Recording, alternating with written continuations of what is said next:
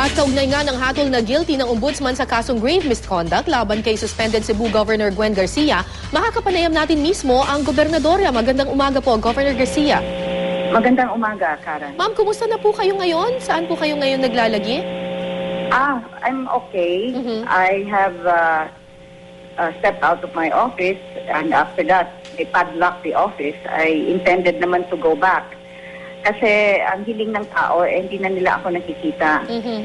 Kaya hindi naman makatarungan na, they've been so used to seeing me all these months, all these years practically, na palaging nandun sa kanila. Kaya I am now with the people, pinupuntahan ko sila. Ngayong umaga nga pupunta ako ng isang bayan doon sa western part of the province. Governor Gwen, parang sunod-sunod po ata yung kaso na lumalabas laban sa inyo. You think this is politically motivated?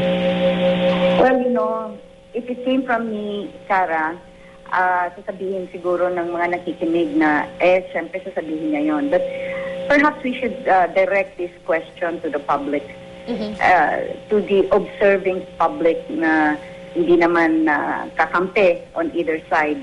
And they can weigh everything. Lahat itong nangyayari. The eerie timing of everything, as you said, sunod-sunod. Tapos, masyadong coincidental na lumalapit na yung eleksyon. At saka, further, I do not belong to the ruling party, which is the Liberal Party. I am a candidate of UNA. And so, I will leave that to the public to decide, as they will continue to watch events unfold, and they will continue to watch what is really going on here in Cebu or perhaps in other parts of the country as well. Pero ma'am, ito pong kaso tungkol dun sa Balili property, matagal na po ito na nililites, tama po ba? At ngayon lang lumabas yung desisyon? That's right, Cara. In fact, as Attorney Tranquil very rightly pointed out, they now talk of, or the ombudsman now charges me with the grave misconduct, but in the same breath says that there are no I can no longer be sanctioned because I have been re-elected. Re-election means an exoneration by the public, by the people, of whatever charges that they may have levied against me.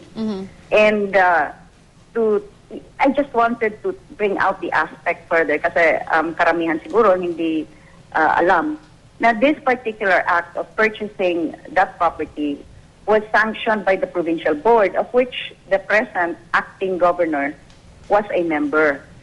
Itong lahat ng ating mga transactions, pati na itong Balili property purchase, were given due authorization by the entire provincial board. And yet, when the case was filed before the Sandigan Bayan, it's interesting that the charges filed before the ombudsman included the provincial board as well because they gave the authority. But when these were now forwarded from the office of the ombudsman to the Sandigan Bayan, tinanggal na yung provincial board.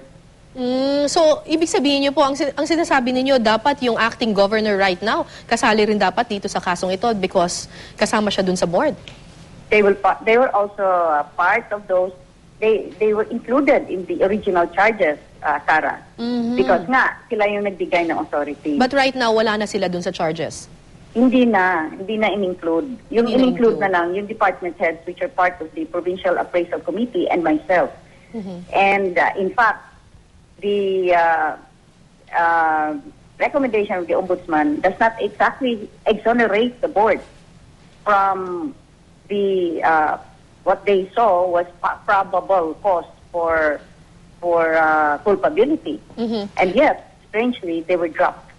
So, ano pong magiging susunod na hakbang niyo po, ma'am, ngayon? Dahil I understand meron pang isa pang aspeto itong kasong ito, yung malversation of public funds at saka yung criminal aspect, kumbaga. Yes, which is the reason why Attorney Tranquil and my lawyers will continue to face this. I am unfazed. I am very, very confident that all of my actions were above board and transparent. In fact, the purchase of this property alone, which is fully titled, by the way, titulado po lahat na ito. The only charge that they have is parts of it are underwater. But yes, of course, because parts of these were fish ponds and parts of these nagkaroon ng water seepage. But all titles, wala yang encumbrances, wala yang conditions. All these titles are clean.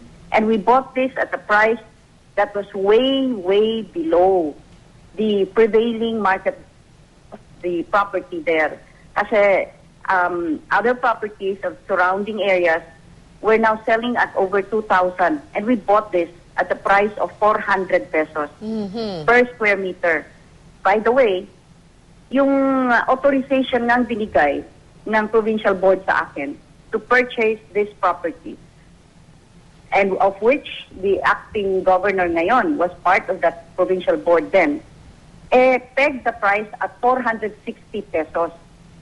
Because originally, they approved the request of the vendor na yung capital gains tax include on the per square meter price, which would have been an additional 60 pesos per square meter. But I insisted. Sabi ko, ba't tayo, And buying it at 400. magbabayad ng capital gains? Hindi naman tayo, we're not the vendor.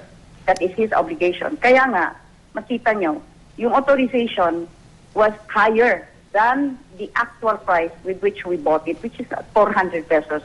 Wala ka na mabibiling property at 400 pesos that is fully titled. Alright, maraming salamat po sa inyong panahon, Cebu Governor Gwen Garcia. Thank you very much, Carla.